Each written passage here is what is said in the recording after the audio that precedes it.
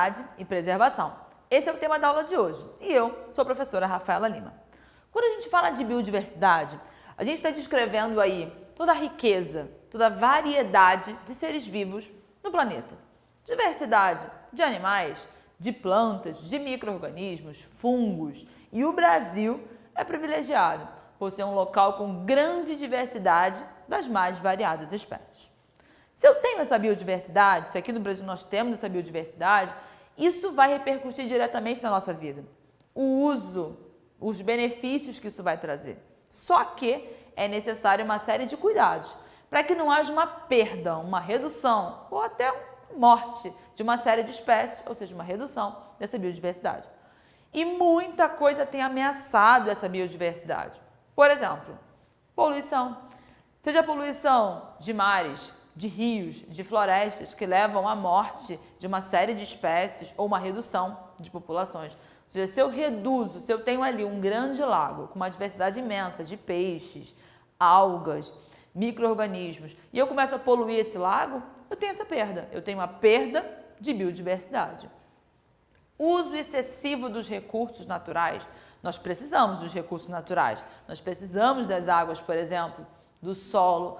Porém, há de se ter um equilíbrio, um uso sustentável, porque o excessivo acaba levando a uma redução. Expansão agrícola, urbana e industrial. A nossa expansão dessa vida como a gente tem hoje, essa vida moderna, ela leva uma perda. Porque se eu tenho uma expansão urbana, eu acabo tendo uma derrubada de uma série de florestas, de pequenas regiões, o aterramento de lagos, de rios. Essa expansão, ela vai afetar. Se eu desmato quilômetros de uma floresta para que eu faça um plantio que é necessário para repercutir para a alimentação dessa população, é claro que vai ter uma perda da biodiversidade. Além de exploração excessiva de algumas espécies. Algumas espécies acabam atraindo um olhar especial de alguns povos, por curiosidades ou por serem animais que seu pelo, algumas partes do seu corpo, elas são usadas como souvenir, como artigo de luxo. Isso acontece com rinocerontes na África, uma redução imensa da população por conta da retirada dos chifres, uma série de animais que são mortos para a retirada dos pelos, além do uso alimentar. Algumas regiões que acreditam que certas espécies, por exemplo, elas trazem uma coisa mágica ou uma propriedade especial e levam a uma matança daquela espécie, ou até mesmo algumas por serem feias ou diferentes, que levam também a essa matança. Então, essa exploração excessiva também leva a essa redução da biodiversidade. Assim, tá, então eu entendi que a biodiversidade é importante, eu entendi que tem uma série de coisas que ameaçam essa diversidade. Então, o que a gente pode fazer? Então, é necessário, com essa consciência, entendeu-se que precisava ser feita uma preservação intencional. Não adiantava deixar para que cada um decidisse por si, se fazia, se não fazia. E a partir daí, surgiu então a ideia das chamadas unidades de conservação. As unidades de conservação são instituições legais, não é algo opcional. Elas são legalmente instituídas para a preservação. E aí essas unidades de conservação, elas podem ser de vários tipos, de vários tamanhos. Elas podem ser uma unidade de uso sustentável ou podem ser uma unidade de proteção integral. Como é que vai ser isso? Vão ter uma série de critérios, de legislações nos diferentes locais para se adequar àquela realidade. Então, quando eu falo de uma unidade de proteção integral, quais os critérios que essas regiões elas vão ter? Preservação de espécies. Então, há todo um cuidado com a preservação daquelas espécies. A caça ela é proibida. Há um incentivo de pesquisas científicas, então é um espaço voltado para as pesquisas científicas. As coletas pequenas que são feitas ali são feitas controladas para pesquisa, ou seja, produzindo um conhecimento com aquilo que tem ali.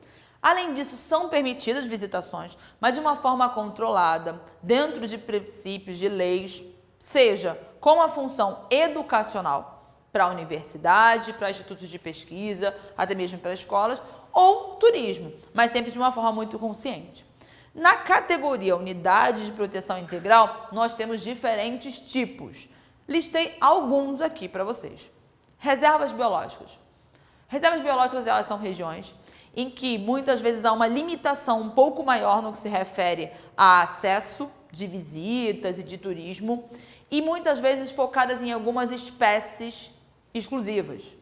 Por exemplo, te dou um exemplo aqui, da Reserva Biológica União.